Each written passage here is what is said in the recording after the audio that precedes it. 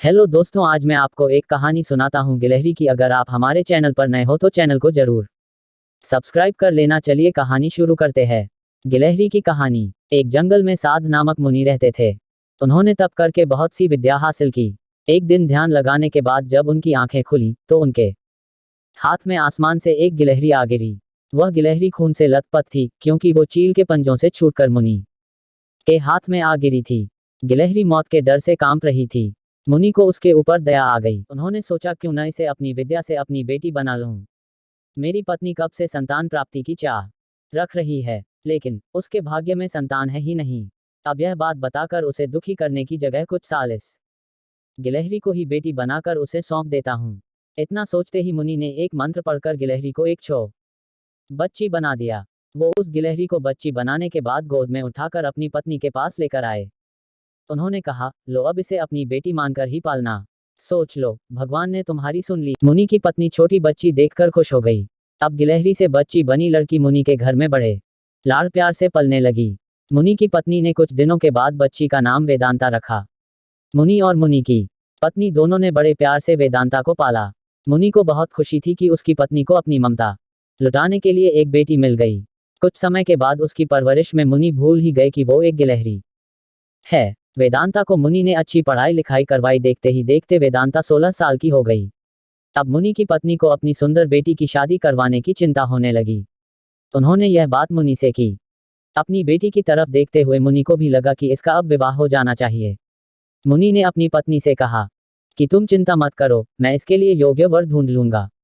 मुनि को लगा कि मेरी बेटी बहुत सुंदर है और उसकी शिक्षा दीक्षा भी अच्छी हुई है, इसलिए उन्होंने अपनी सिद्धि से सूर्य देव को पुकारा। सूर्य देव ने मुनि को प्रणाम करके बुलाने की वजह पूछी। तब मुनि ने कहा, मेरी बेटी विवाह के योग्य हो गई है। मैं चाहता हूं कि आप इसके पति बने।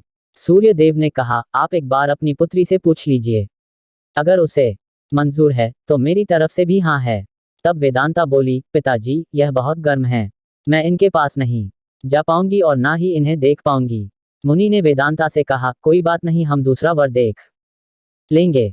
तभी सूर्य देव ने कहा, हे मुनिवर, मुझसे श्रेष्ठ बादल है, आप उनसे बात कीजिए। वह मेरे प्रकाश को भी ढक देते हैं। मुनि ने अब बादल को याद किया। बादल गरजते हुए मुनि के पास पहुंचे और उन्हें नमस्कार किया। मुनि ने सीधे वेदांता से पूछा, क्या तुम्हें यह वर पसंद है?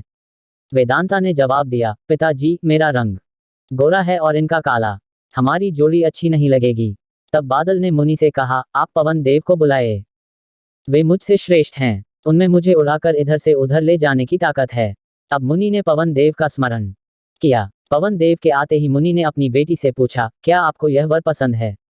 वेदांता बोली, पिताजी, यह तो एक जगह ठहरते ही नहीं हैं। इनके साथ मैं घर कैसे बसा पाऊंगी? अपनी पुत्री के लिए वर की तलाश है।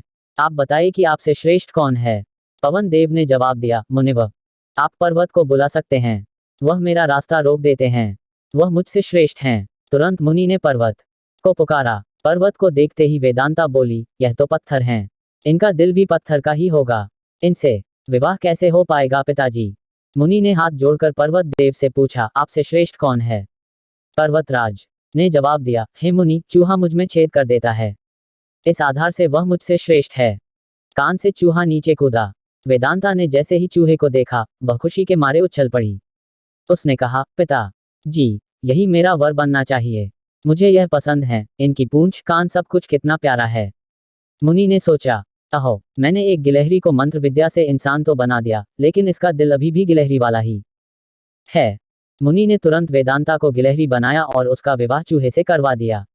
विवाह के बाद दोनों खुशी खुशी रहने लगे। कहानी से सीख, इंसान चाहे बाहर से कितना भी बदल जाए, लेकिन उसका दिल वैसा ही रहता है। तो दोस्तों, आज की वीडियो अच्छी लगी हो तो वीडियो को लाइक करना और हमारे इस चैनल को सब्सक्राइब करना मत भूलना। नमस्कार, बाय बाय।